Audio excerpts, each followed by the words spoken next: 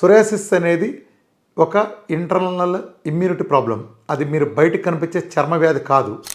చర్మం అనేది just an instrument అంతే. అది ఒక డిస్ప్లే కింద పనికొచ్చే తప్ప అది మ్యాటర్ కాదు. లోపల ఉంటుంది ప్రాబ్లం అంతా. ఎప్పుడైతే బాడీ నుంచి టాక్సిన్స్ ఎలిమినేట్ చేసే ప్రాసెస్లో ఈ లివర్లు, అలానే కిడ్నీలు, అలానే మన కొలన్ కానీ ఇలాంటివన్నీ చేసే విధులకి మేజర్గా చేయాల్సింది ఇది చేసే ప్రాసెస్ని స్కిన్ చేసే పరిస్థితి వచ్చిందంటే విపరీతంగా టాక్సిన్స్ ఏర్పడిన కారణం. దీనికి కారణం మనం తిన్న ఆహారమే. టాక్సిన్స్ ఎక్కడి నుంచి వస్తాయి? ఆకాశం నుంచి రావు కదా. మనం తిన్న ఆహారం, మన జీవనశైలి విధానం. ఈ జీవనశైలిని మార్చేసి సెల్కి ఎప్పుడైతే మంచి ఫీడింగ్ ఇస్తామో టాక్సిన్ ఎప్పుడైతే లేదో ఓవర్లోడ్ అప్పుడు ఉండదు.